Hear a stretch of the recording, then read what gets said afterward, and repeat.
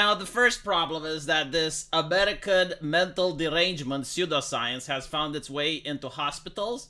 And this is from 2022, so it's this year, and you're going to see how outdated these things are. And it shows that there have been probably thousands of dollars spent in order for someone to give this presentation. This is how modern money laundering is being done.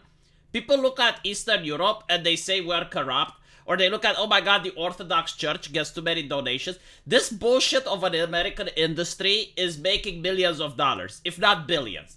Like, there is an entire industry dedicated at promoting this garbage ideology, which can be debunked within a couple of minutes, but it requires another industry of censorship to silence people. This is why you can't have a debate on any forum. This is why comments have disabilities almost everywhere. Because it only takes a couple of people to look at this and to call it out. Go to a taxi driver. Like, you don't even need someone with an education, okay? Go to a taxi driver, go to someone who does your hair, go to a random bloke, ask him about these things. They will immediately tell you what full of shit they are. So, the first one, and these are microaggressions, like it's a made-up bullshit concept to justify getting angry at people. It's literally what it is. Like, being offended. First of all, being offended is not a crime. Okay, like, you should be able to offend people in various cases. Like, for example, if I'm walking down the street and someone grabs my wife's ass, I should be able to offend that person. I think it's justified. In fact, if I don't offend that person, it is an unhealthy reaction. It is a pathological reaction. If someone grabs your wife's ass and you do not offend them. Okay, so with that out of the way, let's assume that you genuinely want to live in a world where no one gets offended. Which is, by the way, impossible, but let's assume that this is the goal. Offense is based on a person to person. Every person is unique. What offends someone may not offend someone else. Like, you cannot just say, like, these things are offensive in general, and you can decide that people are like, stereotypical cookie cutter. But anyway, right, so the first one is you speak very well. See, if someone tells me I speak very well, I take that as a compliment. Because I worked my ass off in order to learn English as my second language. Now, some people learn English properly, some people don't, but if I were to be told, hey, you know, you speak it very well, you have a really good accent, I'll be like, why, thank you. It's like learning something, like learning math, and someone tells you, hey, you're really good at math. How is that a microaggression? In what fucking world? Unless you want to be an asshole, like, unless you want to dominate someone else and say, you offended me, I'm going to go to the HR lady and rat on you, because I'm a little good snitch, and I like to snitch, because that's the way I bring people down. You're highly educated. Another one. You know, like, if you have a PhD, you worked your ass off for that. Of course you're highly educated. Why do you do that education? Because you also want, besides getting a paycheck, you want people to notice you. Why do you think, like, all of these Twitter blue check marks, they put PhD in their bio? Because they work hard for that PhD. They want it to be recognized. You don't seem gay. This is 2022, okay? Like, this is how outdated this bullshit is.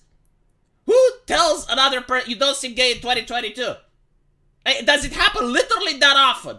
Like, literally that often, to the point you need to spend thousands of dollars to have some asshole give a presentation at the Cleveland Clinic to tell you, hey, you know what? It's offensive if you say to someone, you don't seem gay.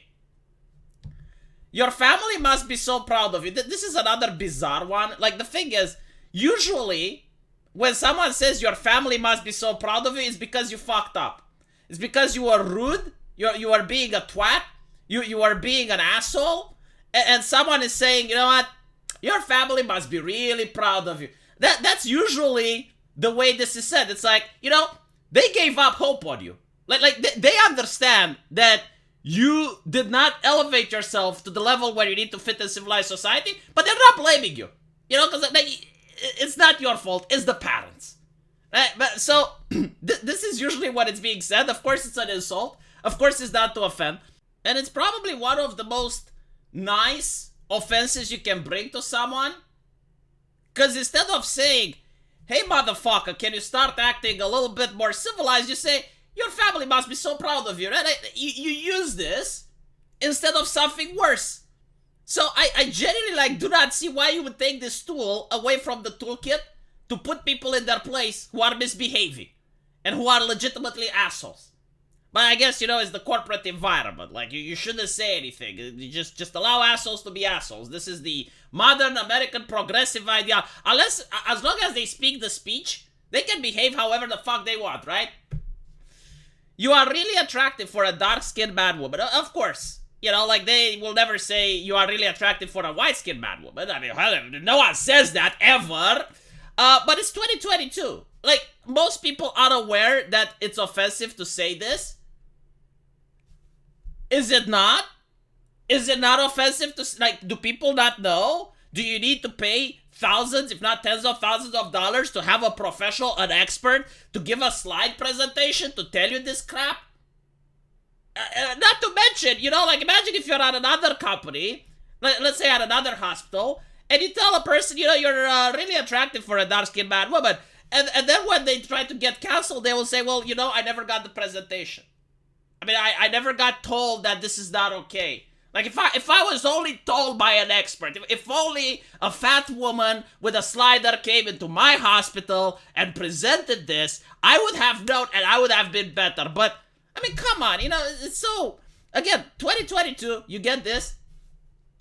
When are you going to get married, have a baby? Yeah, like, when are you going to pay more taxes for the healthcare system? This is what they're asking. Like, when are you going to actually get some people to contribute taxes for when you're old? Because I understand, you know, like, you don't need the father anymore for protection and for welfare. Like, you don't need extended families, you need the government. But someone needs to pay the taxes, right? So, if you're not going to have babies, how are they going to pay your welfare? Who's going to pay for those single mothers? Who's going to get the money? Oh, the government is just going to print it. It doesn't work like that, Poopsicles. I genuinely, like, do not understand why is, like, asking someone, when are you going to get married and have a baby? Like, by the way, this is usually asked by close friends. Like, by the time someone asks this, they're already in a close relationship with that person. You don't ask a stranger. Like, you just met, oh, this is Professor such and such. And you're like, oh, Professor such and such. When are you going to get married? When are you going to have a baby? Oh my god, societal expectations, you know? But if you're asking someone, when are you going to stop being a racist? That's very perfectly legit question. That's not offensive at all, right? No, that's fine. If you ask someone, like, when are you going to go to an anti-racist course? That's perfectly acceptable. But if you ask someone, when are you going to get married or have a baby? Oh, holy shit. Is that perm? May I touch your hair? Oh, yes, the almighty hair problem. Wow, my boss is crazy. What if your boss is legitimately fucking loco? Like, there are bosses that are literally crazy. You know, like, if you have a boss and he says, like, yeah, I'm not going to give you any day off, 16 hours a day, you know, like, I'm not making you any work contract. Yeah, that boss is crazy. But you're not allowed to say it. Oh, well, you know, I mean, who pays for this shit? Oh, the boss, right. So the boss doesn't want to be called crazy. This is such an ass kiss, isn't it? Because, like, again, the boss is the one paying for this presentation, and the presenter goes like, oh, you know, it's a microaggression to call your boss crazy.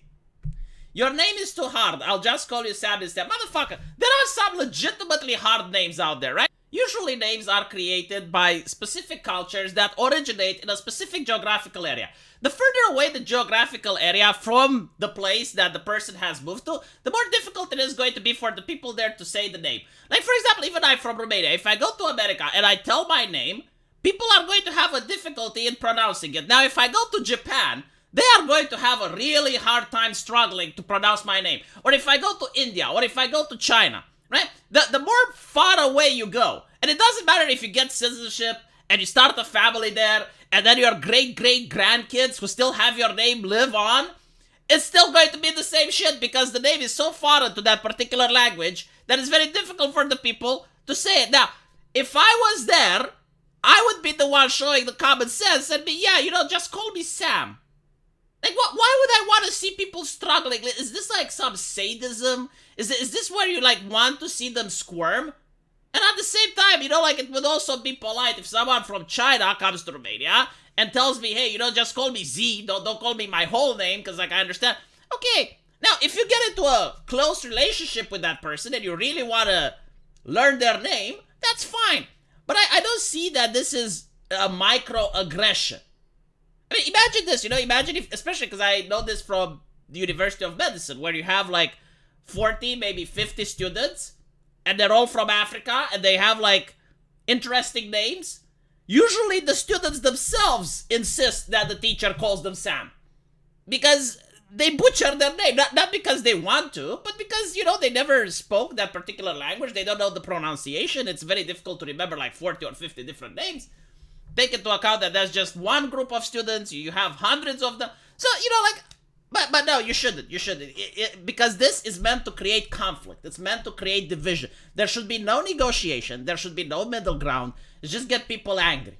You know, make people distrust each other, make people angry, so probably they don't unionize. Because at the end of the day, this is also important, is to keep people divided so they don't create a union and go against the boss, which are not supposed to call crazy. Let me know what you guys think, though. And as usual, I will find you in the comment section. Take care.